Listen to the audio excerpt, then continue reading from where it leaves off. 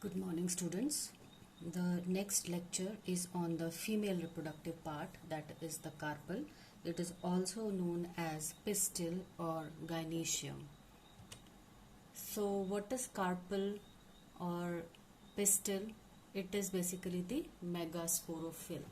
Now, megasporophyll जो higher plants होते हैं उसके अंदर ये फीमेल रिप्रोडक्टिव पार्ट हो जाता है फ्लावर का. And basically it is a modified leaf which bears the ovules, and inside this eggs are present. Now if you see the structure of the carpel or the pistil, it is made up of a swollen base called as the ovary and a elongated region called as the style, and on the top there is a sticky region which can be feathery, it can be bulbous, it can be globose, depending upon different species. This is known as the stigma, and this is the region where the pollen grains come and sit after pollination. Now the pistil, gynoecium, they are the collective term for the carpel. Okay, the carpel can be one. It is made up of ovary, style and stigma, and several carpel can join together to form a single ovary as a whole unit. Right, in this diagram this will be clear. If all the carpels are free, you can see here all the carpels are free, and in transverse section also you can see all the three carpels are clearly visible. This type of gynoecium is called as the apocarpous gynoecium. Okay, when the carpels are free. When the carpels are fused, then the term called as the syncarpous condition is found. Now the syncarpous condition can be syncarpous unilocular. That means if we see this transverse section, you can see only one locule or only one chamber inside the ovary, whereas you can see the style and stigma, there are three styles and stigma which are free on the top. Only the ovary is fused and the chamber that is formed is three. So it is referred as syncarpous unilocular. Locule means chamber, uni means one. So three carpel, locule is one. Now there is another condition called as the syncarpous. Again it is fused, but here you can see the style, the stigma, the style, the ovary, everything, all the part of the carpels are fused. And how many carpels are there? 4 carpels. How we can find out? When we take a section of the ovary, we can see the 4 septum here, septums or the partition. So locules, we can see 4 locules are there. So in this condition we call as the syncarpous tetralocular condition. Okay, so in this way the pistil or gynoecium may consist of one carpel having its own ovary, style and stigma, or several carpels may join together to form the pistil or the gynoecium. Then depending upon the gynoecium position, that is ovary position, with relation to the flower parts कौन कौन से हुए? Sepal, petal and the anther, right? So with relationship to the other flower parts, where is the gynoecium is present, right? Depending upon them, the gynoecium can be called as the hypogynous, perigynous or epigynous type. Now why we study this? Because it has a very important role in systematics or taxonomy. पिछले साल आपने पढ़ा होगा कि जो हमारा system of classification होता है उसके अंदर जो है ये फ्लोरल पार्ट्स ज़रूर लिए जाते हैं. उसके अंदर gynoecium कहाँ पे प्लेस्ड है उस पे बेस्ड भी बहुत सारी फैमिली की क्लासिफिकेशन की जाती है कि ये सुपीरियर है कि इंफीरियर है, इस बेसिस पे. Now we can see here hypogynous ovary. Hypogynous ovary में क्या होता है?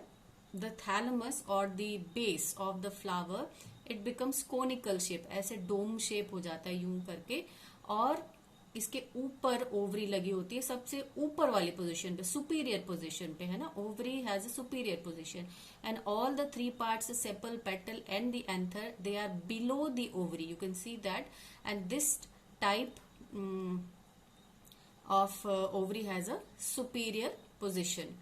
And example is the China rose, जो आपने पिछले साल किया था. मस्टर्ड भी आपने पिछले साल किया था, सरसों, right? So in contrast to this, I'll move on to epigynous type. Epigynous type hypogynous का बिल्कुल opposite होता है. That means ये जो थैलेमस है वो एक cup shape, deep cup shape structure बनाता है और सारी की सारी ओवरी का जो पार्ट होता है वो सारा नीचे इसके अंदर आ जाता है.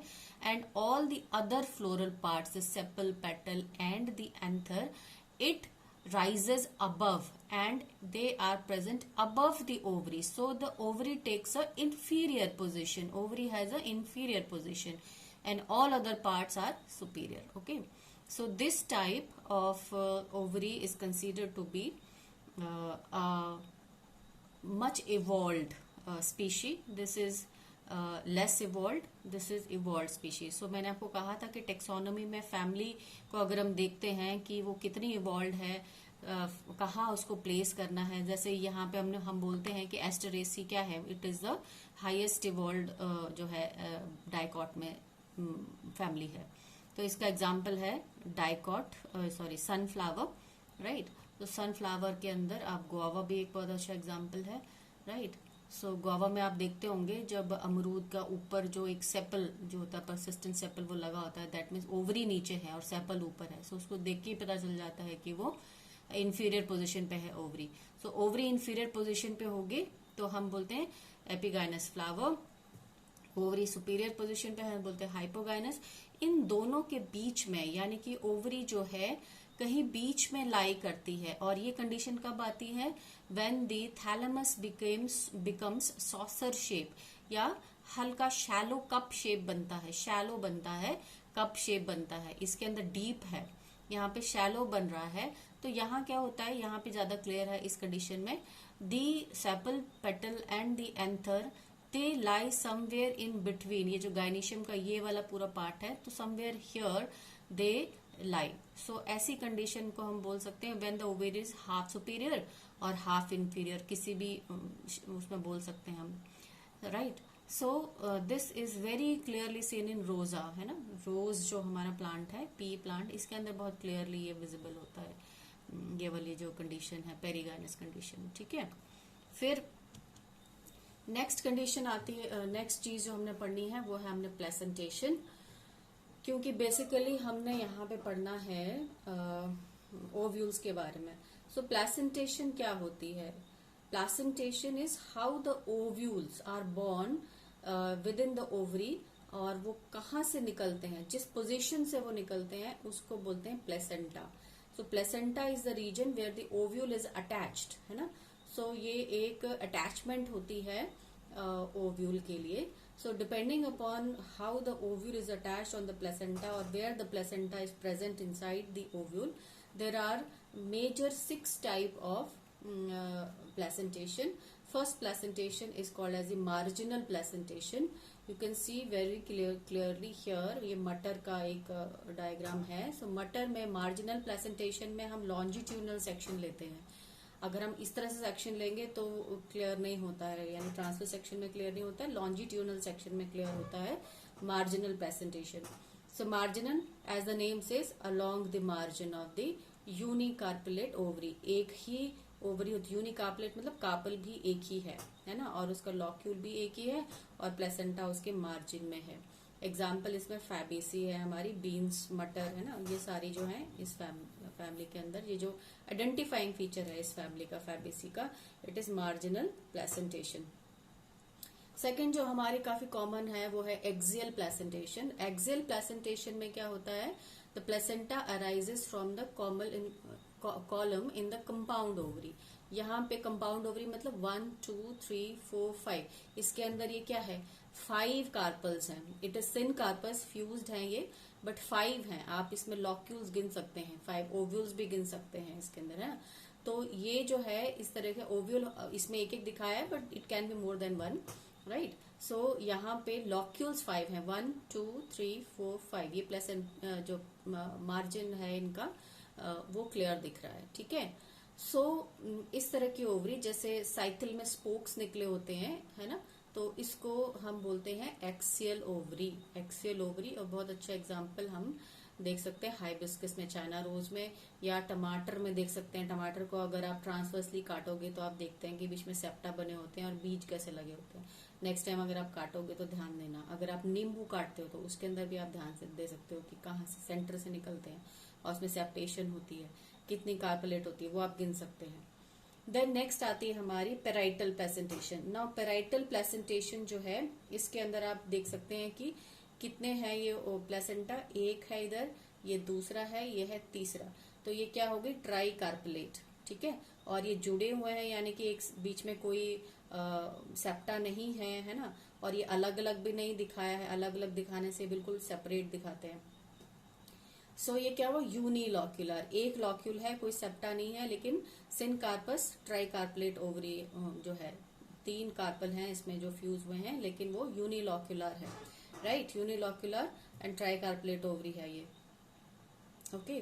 सो ऐसी कंडीशन में जब वॉल से जो है इसका प्लेसेंटा यहाँ बनता है, इसको हम बोलते हैं पेराइटल प्लेसेंटेशन। और इसकी बहुत अच्छा एग्जाम्पल जो है वो है आपका कुकुम्बर, जो आप ककड़ी खाते हैं, खीरा खाते हैं, उसको आप ट्रांसफर सेक्शन में काटिए तो उसके अंदर आप देखेंगे साइड में इस तरीके से ऐसे एक गोला सा बना होगा, उसके ऊपर बीज लगे होंगे।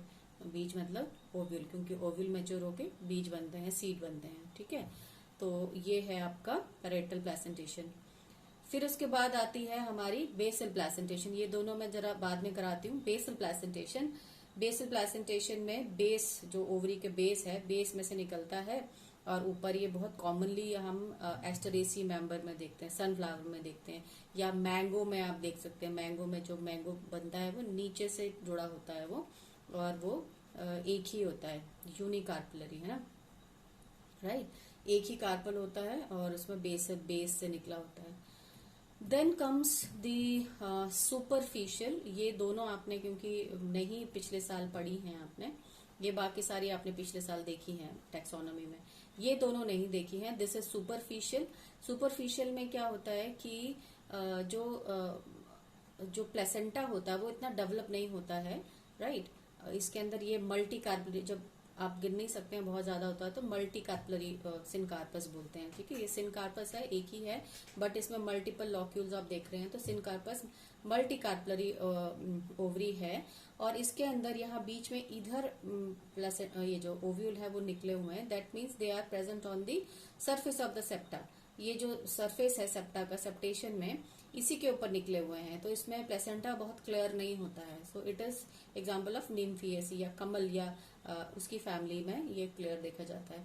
देन नेक्स्ट कम दी फ्री सेंट्रल। तो इसके अंदर भी प्लेसेंटा जो है कॉलम के शेप में आता है, लॉन्जिट्यूडनल सेक्शन में ये ज्यादा क्लियर होता है, और उस कॉलम पे, और ये यूनिलॉक्यूलर होता है। देखो इसमें और इसमें क्या अंतर है, ये है यूनिलॉक्यूलर, है ना, इसमें कोई सेप्टा नहीं है। यहाँ पे आपका जो है ये आपका पेंटाकार्परी है और इसमें सेप्टा प्रेजेंट है ना, तो यहाँ पे नहीं है। सो ऐसे केस में जहाँ यूनिलॉक्यूलर होता है और सेप्टा प्रेजेंट नहीं होता है, ऐसे केस में बीच में से ये जो है प्लेसेंटा का कॉलम निकलता है, उसके ऊपर जो है वो ओव्यूल इस तरीके से निकलते हैं। एग्जाम्पल इसका कैरियोफिलेसी है, ये कॉमन नेम अगर मैं बोलूँ कोई एग्जाम्पल इसका, तो कॉक्सकूम है, ये एक कल्टीवेटेड प्लांट है।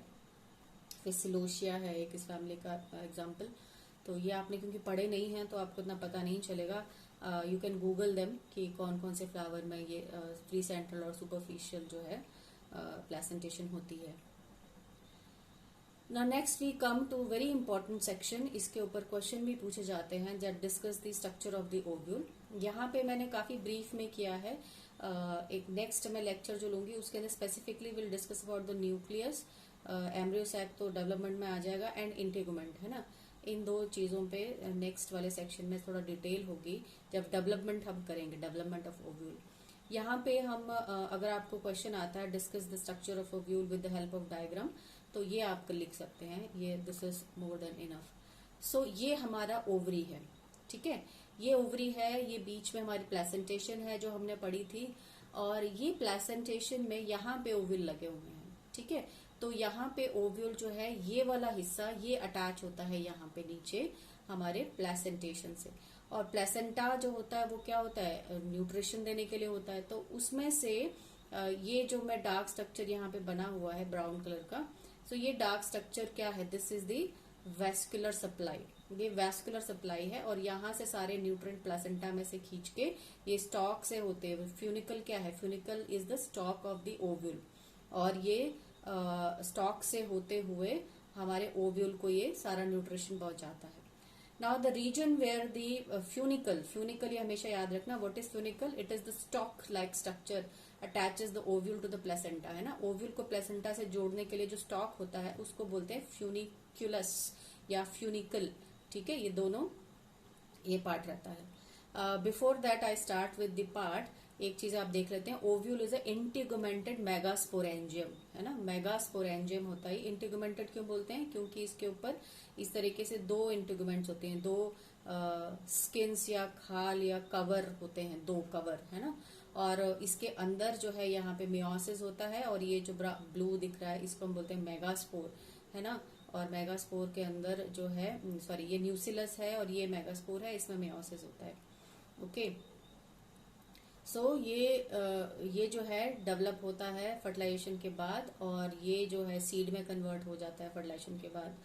ठीक है, और ये जो है अंदर हमारा एग जो होता है वो किसमें, एम्ब्रियो में कन्वर्ट हो जाता है।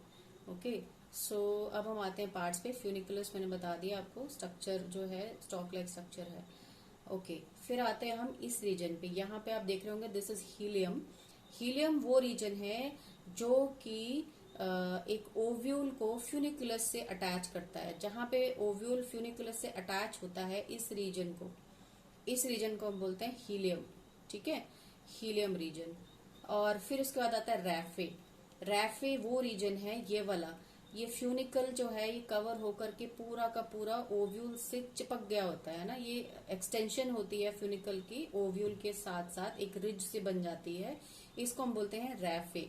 Longitudinal ridge formed by the lengthwise fusion of the funicle. ये फ्यूनिकल जो है ये पूरा जुड़ गया हुआ है, और ये नीचे ओव्यूल यहाँ पे इसकी बॉडी है, इसको हम बोलते हैं रैफे। और ये ज्यादातर रैफे हमें जो विजिबल होता है ये एनाट्रोपस ओव्यूल में होता है।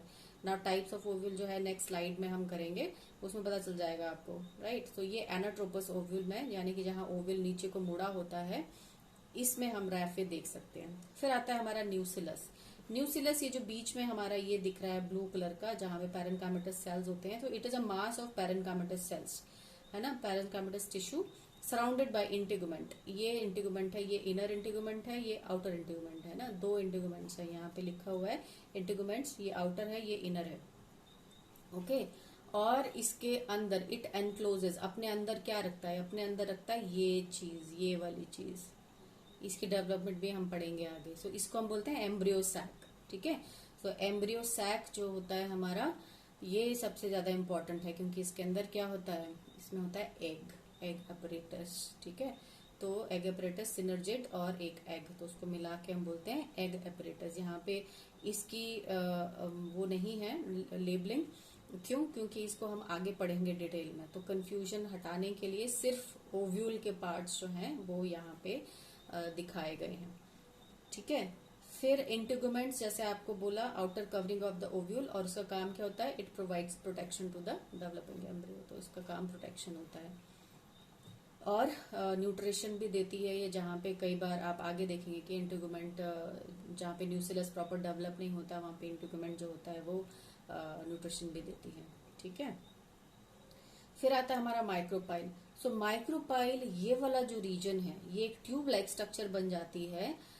मोस्टली जो अंदर वाली इंटीगुमेंट है ये ही एक इलोंगेट हो जाती है, कई केसेस में बाहर वाली इलोंगेट होती है ऐसे लंबी जैसी, और उससे क्या बनता है, एक ट्यूब लाइक पैसेज बन जाता है, एक नैरो पोर और पैसेज बन जाता है, जो form by the projection of the इंटीगुमेंट।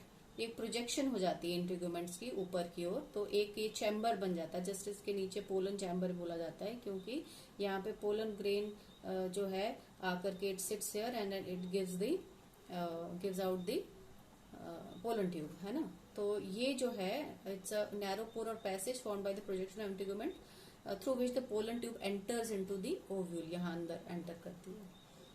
Now next है chalaza region. Chalaza region is the region opposite, ये हमेशा याद रखना कि माइक्रोपाइल के ऑपोजिट रीजन में यहाँ पे जो रीजन है न्यूसिलस के बेस की तरफ है ना, न्यूसिलस के बेस की तरफ जो है उसको हम बोलते हैं चलाजल एंड या चलाजा।